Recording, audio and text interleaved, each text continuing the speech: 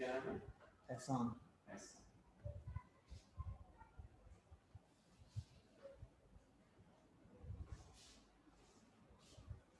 आप as a participant join कर रहे हैं, वो किससे हुआ? सही। ठीक है, माइक ले।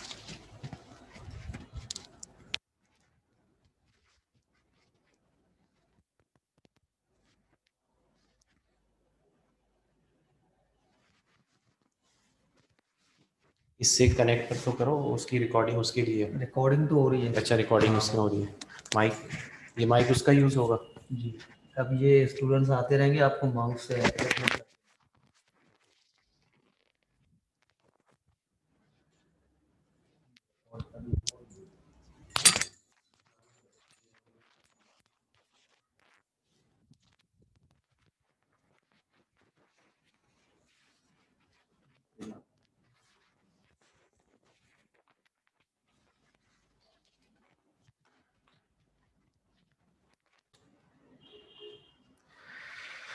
अस्सलाम वालेकुम स्टूडेंट्स। आज क्लास में हम डिस्कस करेंगे क्लोजिंग एंट्रीज़ के बारे में।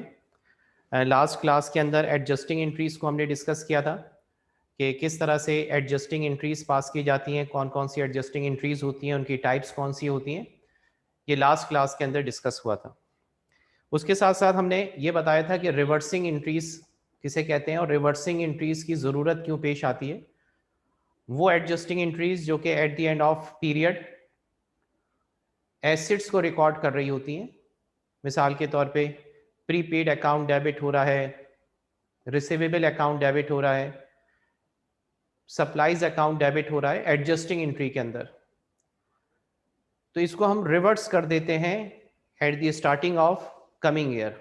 जैसे ही हमारा न्यू अकाउंटिंग पीरियड स्टार्ट होता है, ये तमाम एडजस्टिंग एंट्रीज रिवर्स कर दी जाती हैं।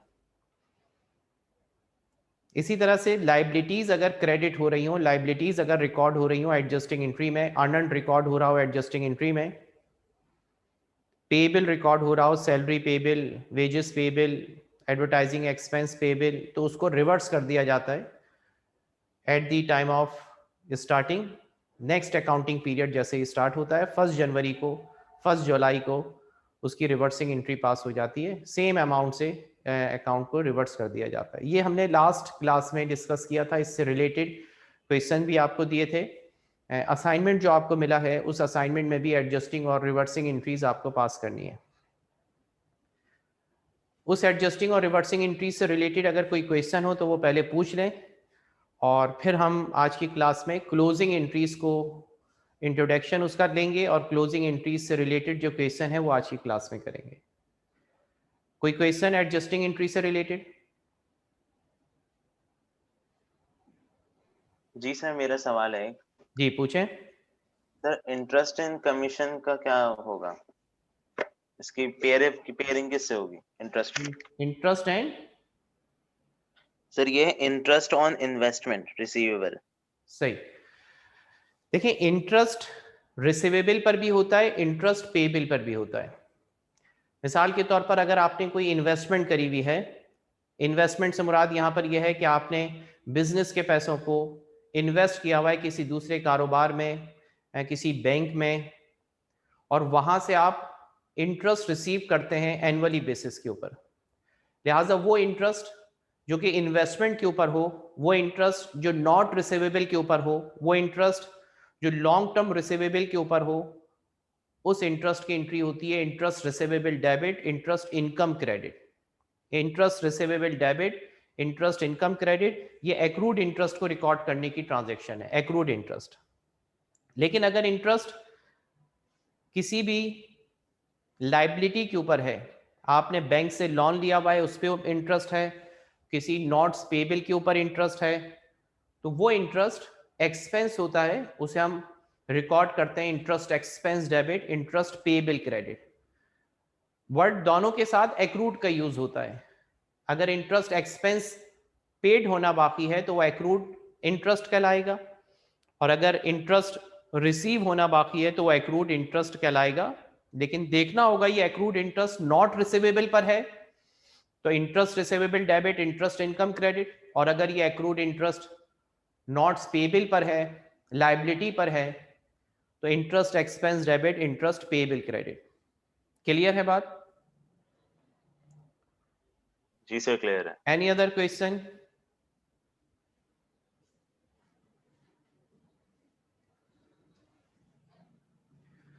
ओके, अभी कुछ देर पहले हमने व्हाट्सएप ग्रुप के ऊपर आपसे 2 पेजेस शेयर किए थे जिसमें एक क्वेश्चन है पेपर का, आपके एग्जामिनेशन पेपर 2018 रेगुलर का एक क्वेश्चन है वो सॉल्व हुआ है, और उसके साथ साथ क्लोजिंग एंट्रीज जो है उसको बताया गया है कि किस तरह से क्लोजिंग एंट्रीज पास होती हैं। उसी पेज को अगर आप अपने सामने ले आए तो उसको हम समझाएंगे। 2018 का अगर क्वेश्चन अपने पास निकाल लें, 2018 रेगुलर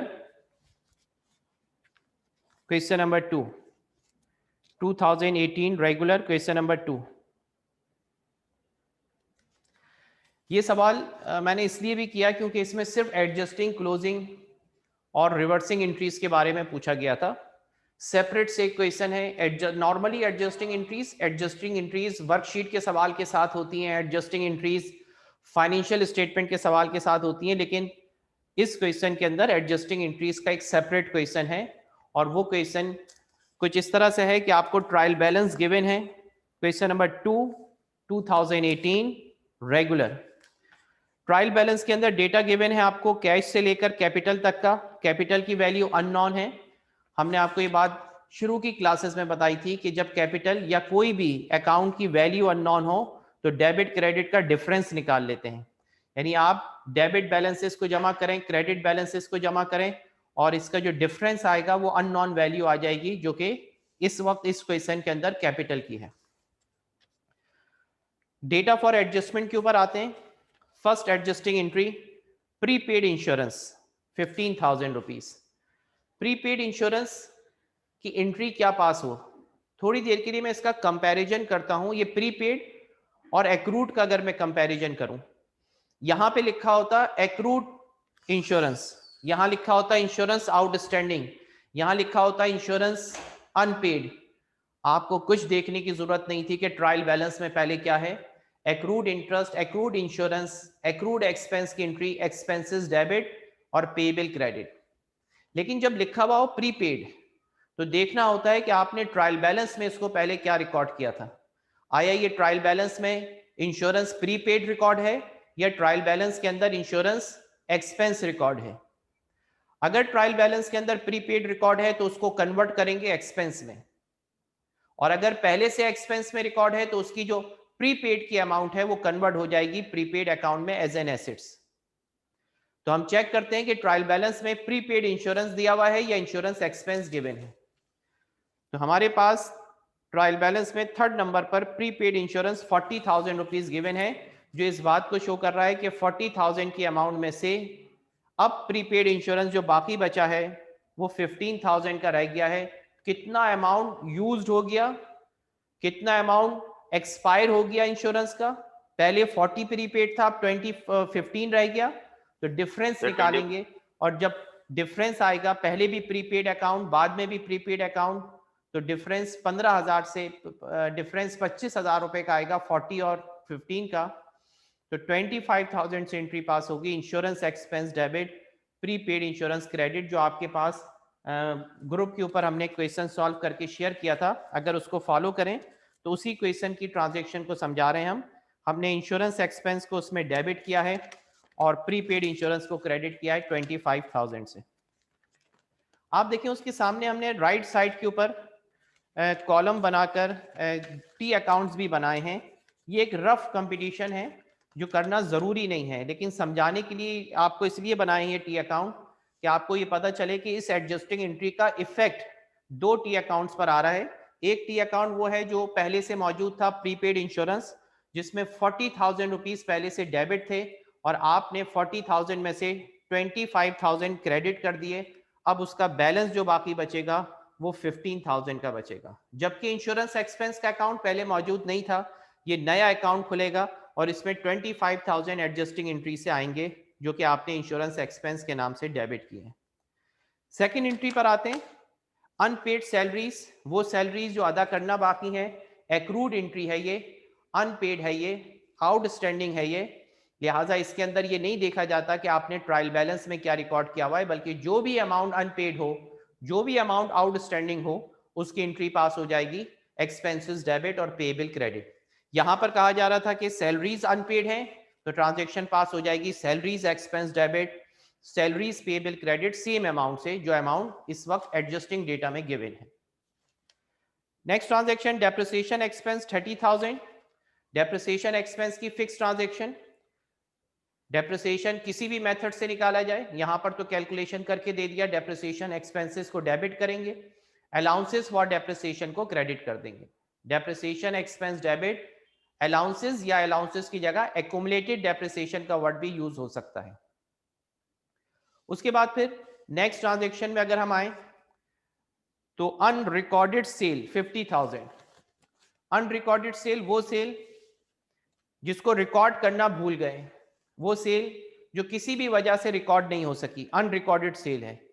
अनरिकॉर्डेड सेल को रिकॉर्ड करने की entry account receivable debit sales credit, ये एडजस्टिंग एंट्री की किसी भी कैटेगरी में नहीं आएगी, ये एक एरर है, ये एक ऐसी ट्रांजैक्शन है जो ओमिट हो गई थी, ये एक ऐसी ट्रांजैक्शन है जो रिकॉर्ड नहीं हो सकी थी।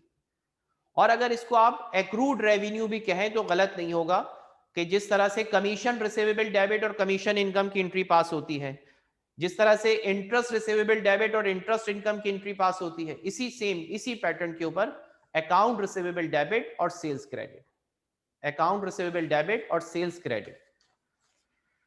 अनरिकॉर्डेड सेल के बाद फिर इन्वेंट्री, एंडिंग इन्वेंट्री, इसके बारे में समझाया था कि मर्चेंडाइज इन्वेंट्री अगर परचेजेस अकाउंट पहले से मौजूद हो ट्रायल बैलेंस में तो पीरियोडिक सिस्टम होता है।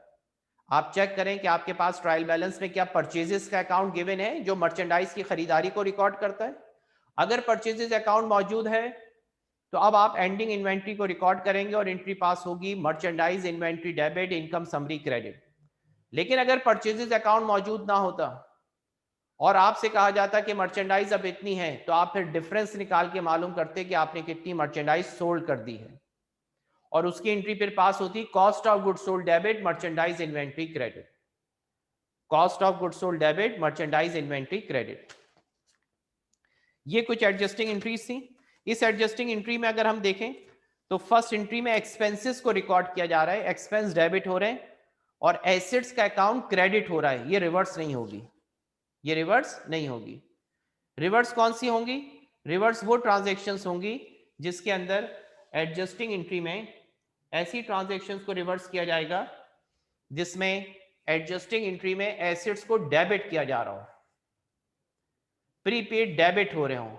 अगर प्रीपेड डेबिट हो रहे होते इस एंट्री के अंदर एडजस्टिंग एंट्री में तो उसको हम रिवर्स करते, इस वक्त ये रिवर्स नहीं होगी। उसके बाद फिर नेक्स्ट ट्रांजैक्शन पर आए, salaries expense debit salaries payable credit, बिल्कुल इसको रिवर्स किया जाएगा और इसकी रिवर्सिंग एंट्री जो पास होगी उसमें सैलरीज पेएबल को डेबिट करेंगे और एक्सपेंस को क्रेडिट कर देंगे। Salaries payable debit salaries expense credit, ये रिवर्स होगी। नेक्स्ट ट्रांजैक्शन पर आए, डेप्रिसिएशन एक्सपेंस डेबिट, हमने कहा इसमें एसेट्स डेबिट नहीं हो रहे लिहाजा इसको रिवर्स नहीं किया जाएगा। नेक्स्ट एंट्री में आ जाए अकाउंट रिसीवेबल डेबिट और सेल्स क्रेडिट। अब अकाउंट रिसीवेबल, आपकी अकाउंट रिसीवेबल अनरिकॉर्डेड सेल थी, वो सेल जो आपने रिकॉर्ड नहीं करी और आपने सेल्स को क्रेडिट कर दिया था 50,000 रुपीज से। अब ये 50,000 की जो सेल्स है ये तो क्लोज हो जाएगी, यानी इनकम स्टेटमेंट में चली जाएगी और अकाउंट रिसीवेबल जो है वो आपके पास डेबिट में मौजूद रहेगा, अकाउंट रिसीवेबल डेबिट में मौजूद रहेगा। इस अकाउंट रिसीवेबल को क्योंकि ये एसेट्स डेबिट हो रहा है, जैसे ही नेक्स्ट अकाउंटिंग पीरियड आएगा हम एक रिवर्सिंग एंट्री पास करेंगे sales debit account receivable credit. ये मैंने आपको जो व्हाट्सएप किया उसमें ये एंट्री पास हुई भी नहीं है, आप अपने पास रजिस्टर में लिख लें। ये एंट्री भी रिवर्स होगी, सेल्स डेबिट हो जाएगी और अकाउंट रिसीवेबल क्रेडिट हो जाएगा जनवरी 1, 2018 को। और उसके बाद फिर मर्चेंडाइज इन्वेंट्री, इसको रिवर्स नहीं किया जाता, ये एक तरह से सिर्फ रिकॉर्डिंग हो रही होती है। वो मर्चेंडाइज जो कि एट द एंड अनसोल्ड है उसको रिकॉर्ड कर लिया जाता है एक्सपेंसेस को कम करने के लिए। तो ये कुछ एडजस्टिंग एंट्रीज थी। रिवर्सिंग एंट्रीज के बारे में हमने जो इसका पेज आपके साथ शेयर किया उसके ऊपर राइट साइड पे लिखा हुआ है to reverse all those adjusting entries which at the end of period record assets account, जिसमें एसेट्स अकाउंट को रिकॉर्ड किया जा रहा हो, सच एज, यानी एसेट्स अकाउंट को डेबिट किया जा रहा हो, रिकॉर्ड करने से मुराद डेबिट किया जा रहा है, सच एज पर प्रीपेड सप्लाईज और रिसीवेबल। अगर ये डेबिट हो रहे हैं तो इनको रिवर्स किया जाएगा। और रिकॉर्ड लाइबिलिटी अकाउंट, या अगर लाइबिलिटी अकाउंट को रिकॉर्ड किया जा रहा है यानी लाइबिलिटी अकाउंट को क्रेडिट किया जा रहा है, तो ऐसी सूरत में भी जैसे कि अनअर्न्ड को क्रेडिट किया जा रहा हो, अकाउंट पेबल को क्रेडिट किया जा रहा हो, या एक्सपेंस पेबल को क्रेडिट किया जा रहा हो, तो उसको भी रिवर्स कर दिया जाता है। अब आते हैं क्लोजिंग एंट्रीज की तरफ। देखें क्लोजिंग से मुराद क्या होती है। हमने शुरू की क्लासेस में आपको शायद अगर याद हो तो एक बात समझाई थी कि टोटल नेचर ऑफ अकाउंट्स 5 हैं, assets, liability, owner, equity, revenue और एक्सपेंसेस। इन 5 अकाउंट में से 3 अकाउंट्स को परमानेंट अकाउंट कहा जाता है और 2 अकाउंट्स टेम्परेरी हैं, आर्जी हैं। उन्हें आर्जी इसलिए कहा जाता है, रेवेन्यू और एक्सपेंसेस को आर्जी अकाउंट, टेम्परेरी अकाउंट इसलिए कहते हैं कि ये eight the end of period close कर दिए जाते हैं। जब अकाउंटिंग पीरियड एंड होता है तो टोटल रेवेन्यू और टोटल एक्सपेंस इनकम समरी के अंदर एक्युमुलेट हो जाते हैं और उसका डिफरेंस डिटरमाइन करता है कि आपकी नेट इनकम हुई या नेट लॉस हुआ। अगर हम फोकस करें सिर्फ इस सवाल की डेटा के ऊपर, जो इस क्वेश्चन का डेटा हमारे पास मौजूद है, इस क्वेश्चन के डेटा में देखते हैं कि कौन कौन से रेवेन्यू और कौन कौन से एक्सपेंसेस अकाउंट हैं। तो क्वेश्चन नंबर 18 2018 क्वेश्चन नंबर 2 का अगर डेटा आप चेक करें तो आपके पास कैश एसेट्स है, अकाउंट रिसीवेबल एसेट्स है, प्रीपेड इंश्योरेंस एसेट्स हैं, purchases is a expense account, purchase is a expense account. हमने परचेजेस का अकाउंट अपने पास बनाया, purchases is a expense account. Purchases balance है परचेजेस का 6,90,000 डेबिट बैलेंस, परचेजेस अकाउंट में 6,90,000 का बैलेंस है। उसके बाद फिर नेक्स्ट अकाउंट हमने बनाया परचेजेस के बाद, यूटिलिटीज एक्सपेंस। ये आपको बनाने नहीं है, ये मैं समझाने के लिए बना रहा हूं। यूटिलिटीज एक्सपेंस, इसका डेबिट बैलेंस है 25,000 जो कि गिवन है। उसके बाद रेंट एक्सपेंस, रेंट एक्सपेंस का डेबिट बैलेंस है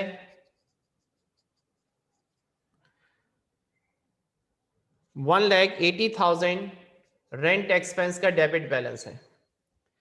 उसके बाद ऑफिस इक्विपमेंट एसेट्स हैं, अकाउंट पेबल लायबिलिटी हैं, ये क्लोज नहीं होते हैं। सेल्स रेवेन्यू, हाँ ये क्लोज होती है। सेल्स रेवेन्यू का टी अकाउंट बनाया और लिखा कि सेल्स रेवेन्यू का बैलेंस 8,50,000 है। सेल्स रेवेन्यू का बैलेंस 8,50,000 है। उसके बाद फिर purchase return is a contra expense, purchase return का भी टी अकाउंट बनाया और उसमें लिखा कि परचेज रिटर्न का बैलेंस हमारे पास, परचेज रिटर्न बैलेंस है 90,000 डेबिट में। ये वो टी अकाउंट से जो आपके पेपर के अंदर शो कर रहे हैं रेवेन्यू और एक्सपेंसेस को, इज अ रेवेन्यू और एक्सपेंस अकाउंट है। ये रेवेन्यू एंड एक्सपेंसेस अकाउंट है ये। अब क्या ये अकाउंट्स एडजस्टिंग एंट्री में चेंज हुए हैं? जरा चेक करें कि फर्स्ट एडजस्टिंग एंट्री के अंदर प्रीपेड इंश्योरेंस की वजह से इंश्योरेंस एक्सपेंसेस को डेबिट किया था आपने, जो पहले से अकाउंट मौजूद नहीं है, नया अकाउंट आपने बनाया इंश्योरेंस एक्सपेंस के नाम से, ये अकाउंट पहले मौजूद नहीं था और डेबिट कर दिया इसको 25,000 से। प्रीपेड क्योंकि एसेट्स है, मैं इसलिए एसेट्स अकाउंट यहां नहीं बना रहा हूं। उसके बाद फिर प्रीपेड इंश्योरेंस के बाद, प्रीपेड इंश्योरेंस के बाद अनपेड सैलरीज थी, हमने कहा सैलरीज एक्सपेंस अकाउंट पहले मौजूद नहीं था, एडजस्टिंग एंट्री में सैलरीज एक्सपेंस अकाउंट भी आ गया और उसमें अमाउंट आ गई 15,000 रुपए डेबिट में। सैलरीज एक्सपेंस ये भी एडजस्टिंग एंट्री से आया। डेप्रिसिएशन एक्सपेंस पहले नहीं था, ये भी अकाउंट आ गया डेप्रिसिएशन एक्सपेंस, डेप्रिसिएशन एक्सपेंस। उसके बाद फिर अनरिकॉर्डेड सेल, हमने कहा सेल्स को हमने क्रेडिट किया, अकाउंट रिसीवेबल को डेबिट किया, तो सेल्स रेवेन्यू में 50,000 का इजाफा हो गया। और फिर उसके बाद मर्चेंडाइज इन्वेंट्री एंडिंग 50,000 रुपीज। ये जो एडजस्टिंग एंट्रीज पास करी हैं, इससे सिर्फ ये वाले अकाउंट्स में एक जगह चेंजेस आई कि ये सेल 850 से 9 लाख रुपीस की हो गई, ये 9 लाख रुपीस की सेल रिकॉर्ड हो गई। अब क्लोजिंग एंट्रीज क्या कहती हैं? क्लोजिंग एंट्रीज ये कहती हैं कि आप अपने तमाम रेवेन्यू और एक्सपेंसेस अकाउंट को क्लोज कर दें। To close all revenue and expense account, to close all revenue and expense account. Revenue और एक्सपेंस के अलावा जो अकाउंट्स हैं, एसेट्स, लायबिलिटी, ऑनर्स इक्विटी, ये क्लोज नहीं होते। कैपिटल अकाउंट क्लोज नहीं होता। All revenue and expense account close हो जाते हैं। क्लोज करने से मुराद क्या है यहां पर कि ये अकाउंट बराबर कर दें आप, इनके बैलेंसेस अगर बराबर हो गए तो ये अकाउंट क्लोज हो जाएंगे। तो उसके लिए जर्नल बनाया जाता है और जर्नल के अंदर क्लोजिंग एंट्रीज में सबसे पहले हम अपनी रेवेन्यू अकाउंट को क्लोज करते हैं। जर्नल बनाकर हम अपने रेवेन्यू अकाउंट को क्लोज करते हैं। सर एक बात पूछनी थी। जी जी बोले। सर ये जो इंश्योरेंस एक्सपेंस, सैलरी एक्सपेंस और डेप्रिसिएशन एक्सपेंस है, ये टी अकाउंट आपने कहाँ से बनाया सर? ये वाली एंट्रीज कहाँ से लाए? एडजस्टिंग एंट्रीज से। आपके पास एडजस्टिंग एंट्रीज जो मैंने अभी शेयर करी थी और अभी समझा भी रहा था एडजस्टिंग एंट्रीज, उस एडजस्टिंग एंट्रीज को देखें। फर्स्ट एडजस्टिंग एंट्री में इंश्योरेंस एक्सपेंस डेबिट हो रहा है, चेक करें जरा। जी सर। ये वहां से 25,000 इंश्योरेंस, सर। ये वहां से इंश्योरेंस एक्सपेंस आया है। ठीक है क्लियर सर। है? फिर अब देखें हमारे पास जर्नल जो बना उसके अंदर हम क्लोजिंग एंट्रीज पास करेंगे। क्लोजिंग एंट्रीज इस सवाल की जो कि 2018 क्वेश्चन नंबर 2, इसकी क्लोजिंग एंट्रीज जर्नल उसी तरह बनेगा, स्टैंडर्ड फॉर्म में पार्टिकुलर्स आ गए, post reference, debit balance, credit balance. अब ये देखें कि हमारे पास जो अकाउंट यूज हो रहे थे, ये जो टी अकाउंट यूज हो रहे थे, इसमें सबसे पहले रेवेन्यू अकाउंट कौन सा था? Sales. Sale is a revenue account. हम सेल्स के अकाउंट को देखेंगे, सेल्स के अकाउंट को देखेंगे कि उसमें कितना बैलेंस है। पता चला सेल्स के अकाउंट में 9 लाख रुपीस का बैलेंस है क्रेडिट साइड पर। इसको बराबर करने के लिए, दूसरे अल्फाजों में इसे क्लोज करने के लिए, सेल्स रेवेन्यू को 9 लाख से डेबिट करना पड़ेगा, तब जाकर यह अकाउंट बराबर होगा और कहा जाएगा कि हमने सेल्स को क्लोज कर दिया। 9 लाख रुपीस से सेल्स को डेबिट करना होगा। लिहाजा जब हम क्लोजिंग एंट्री पास करेंगे तो सेल्स का अकाउंट दिसंबर 31 को डेबिट हो जाएगा, सेल्स अकाउंट या sales revenue account debit, sales revenue account debit 9 lakh rupees से। सेल्स रेवेन्यू को 9 लाख रुपीस से डेबिट कर दिया क्लोज करने के लिए। उसके बाद देखा कि और कौन से कॉन्ट्रा अकाउंट्स या रेवेन्यू अकाउंट्स, तो कॉन्ट्रा एक्सपेंस 90,000 थे।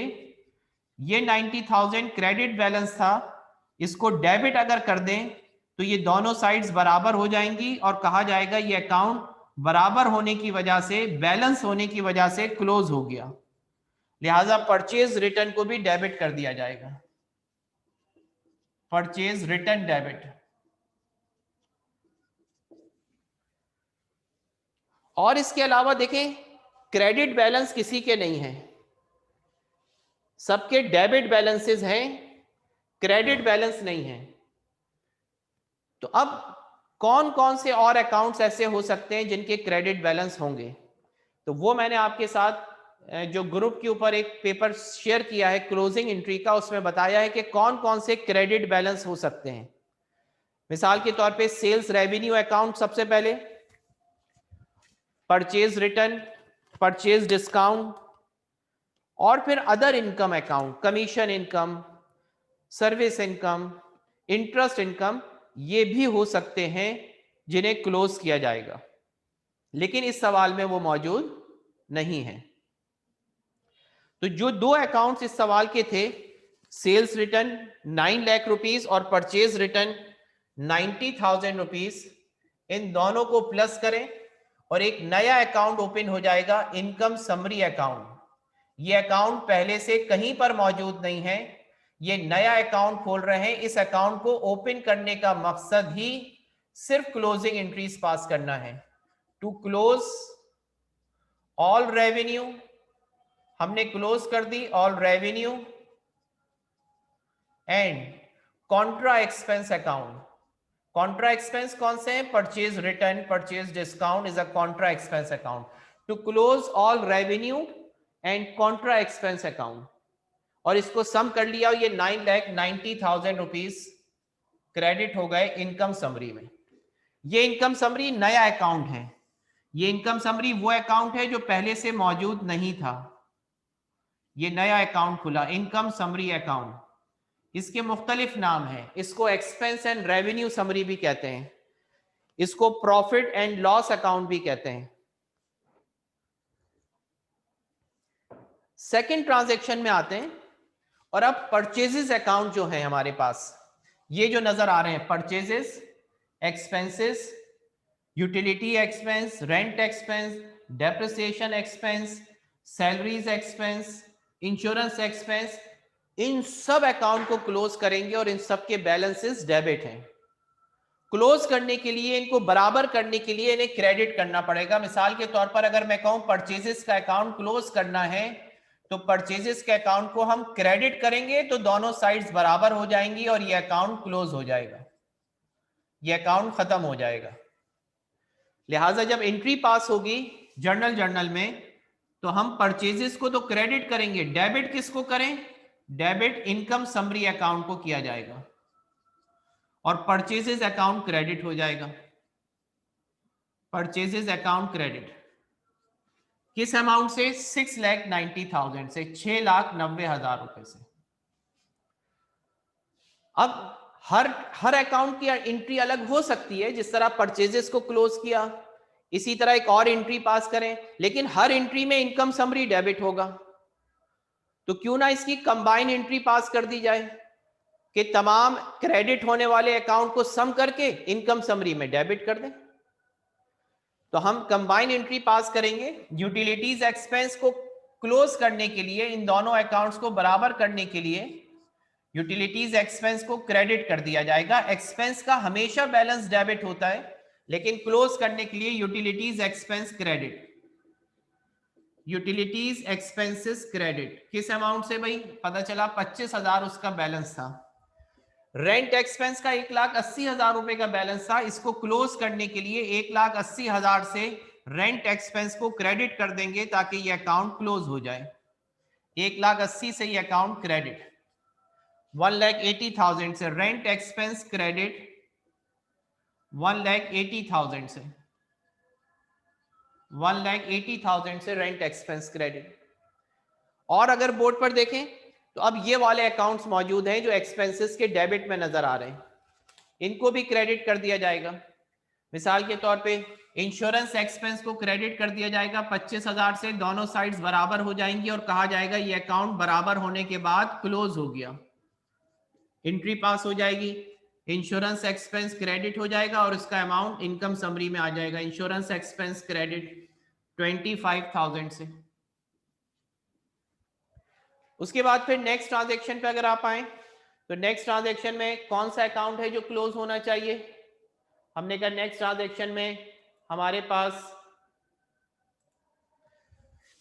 सैलरीज एक्सपेंस 15,000 रुपए लिखे हुए हैं। हमने सैलरीज एक्सपेंस के अकाउंट को 15,000 से क्लोज कर दिया। 15,000 से सैलरीज एक्सपेंस क्लोज, इसको क्रेडिट किया, ये अकाउंट भी क्लोज हो गया, यानी ये अकाउंट बराबर होकर क्लोज हो गया। डबल लाइन नीचे लगा देते हैं क्लोजिंग के लिए, ये डबल लाइन। डेप्रिसिएशन को क्लोज करना था, डेप्रिसिएशन को क्रेडिट कर दिया। डेप्रिसिएशन एक्सपेंस क्रेडिट, 30,000 से डेप्रिसिएशन एक्सपेंस क्रेडिट हुए, दोनों साइड्स बराबर हो गई, ये अकाउंट भी क्लोज। तो जितने भी इस सवाल में, इस क्वेश्चन में जितने भी रेवेन्यू और एक्सपेंसेस के अकाउंट थे वो सारे हमने क्लोज कर दिए। और इसका टोटल अगर करें वो टोटल आ जाएगा डेबिट में to close all expenses account, तमाम एक्सपेंसेस अकाउंट को क्लोज कर दिया।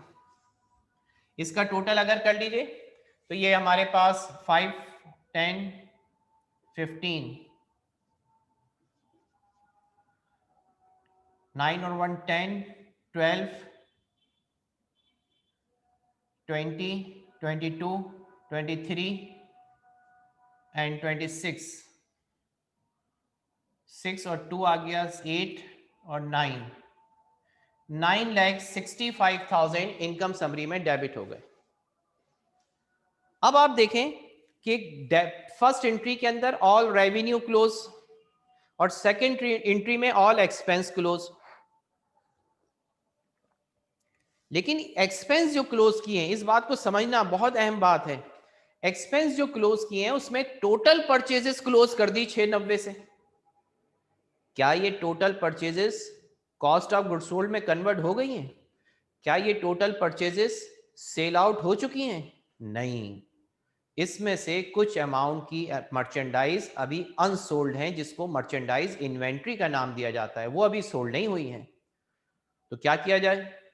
हमने तो पूरे का पूरा अमाउंट 6,90,000 किस में डाल दिया? क्लोज करके इनकम समरी में डाल दिया। लिहाजा इस इनकम समरी में से वो पैसे निकाल दो, वो मर्चेंडाइज निकाल दो जो अभी अनसोल्ड हैं। उसकी एक एडजस्टिंग एंट्री या क्लोजिंग एंट्री के साथ जो एंट्री पास होती है, जो हमने आपको सवाल दिया था उसके अंदर भी करी थी पास, वो है merchandise inventory debit income summary credit. अब अगर आप एडजस्टिंग एंट्री में उसे पहले पास कर चुके हैं तो दोबारा पास करने की जरूरत नहीं है, लेकिन क्योंकि यहाँ क्लोजिंग अलग से दिखा रहे हैं इसलिए मैं सिर्फ पास करके बता रहा हूं कि ये एंट्री हम पहले पास कर चुके हैं एडजस्टिंग एंट्री में। ये वही एंट्री है मर्चेंडाइज इन्वेंट्री डेबिट और इनकम समरी क्रेडिट। ये दरअसल एक्सपेंसेस को रिड्यूस करने की एंट्री है। इस एंट्री का मकसद क्या है ये समझें जरा। इस एंट्री का मकसद यह है कि आपने 6,90,000 रुपए से परचेजेस को क्लोज कर दिया था, ये 6,90,000 से, लेकिन इस 6,90,000 रुपए में सारी की सारी अमाउंट जो है वो अभी सोल्ड नहीं हुई है।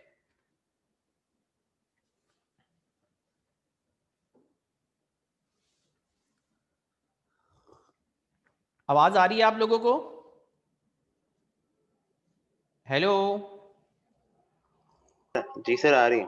ठीक है, बस ये टॉपिक एंड होगा फिर दोबारा लिंक आपके साथ शेयर होगा। तो इस वजह से मर्चेंडाइज इन्वेंट्री को हम यहां पर रिकॉर्ड करके इनकम समरी में से वो पैसे निकाल देते हैं जो मर्चेंडाइज इन्वेंट्री के थे। वो अमाउंट है 50,000 की।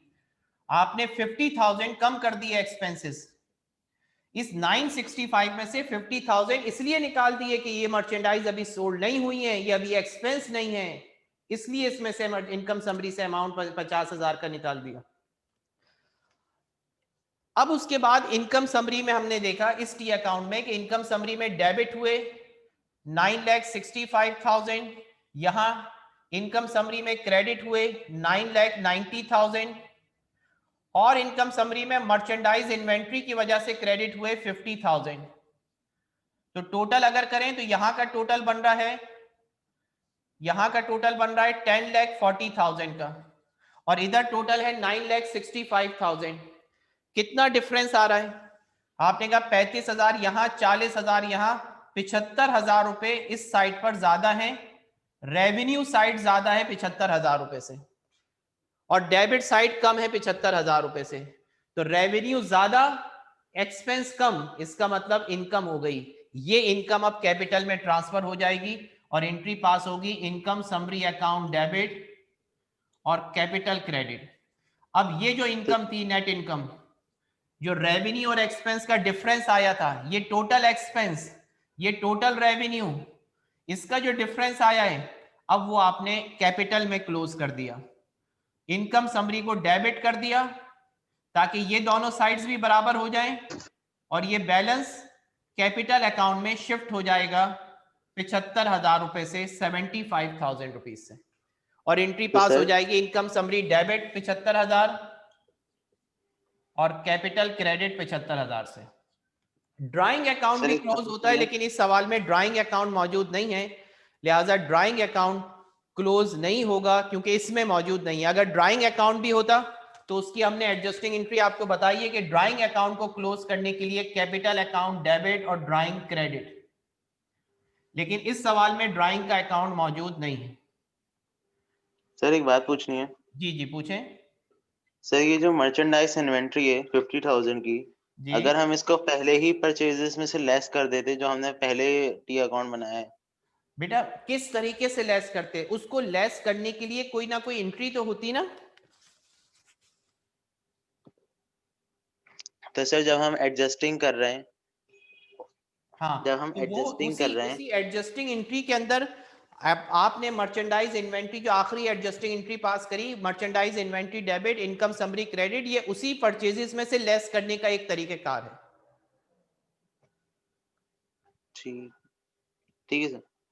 अच्छा सर एक और चीज पूछनी थी, ये अकाउंट रिसीवेबल जो है हमने एक लिया है अपना, किस चीज का, एक मिनट सर, एक मिनट।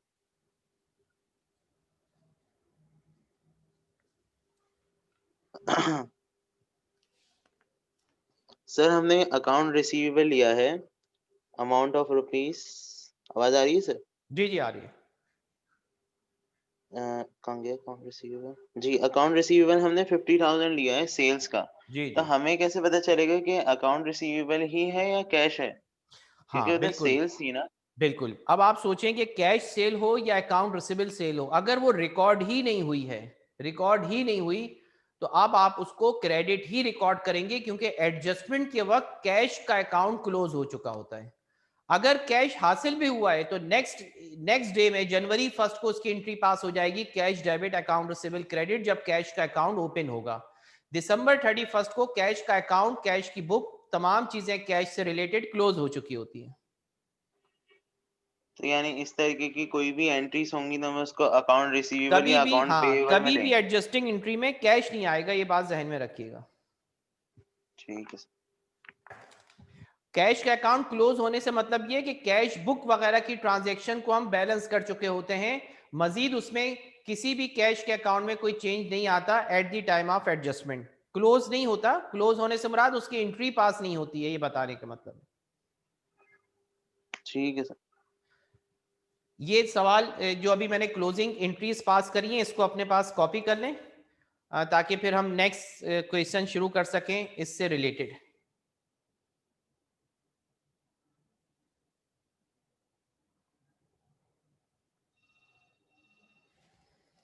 नजर आ रही है स्क्रीन आपको?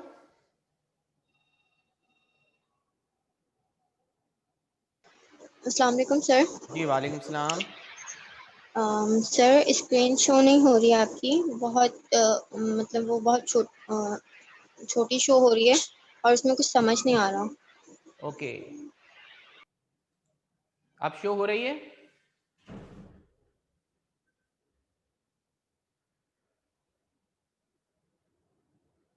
बेटा अब शो हो रही है? Yes sir screen show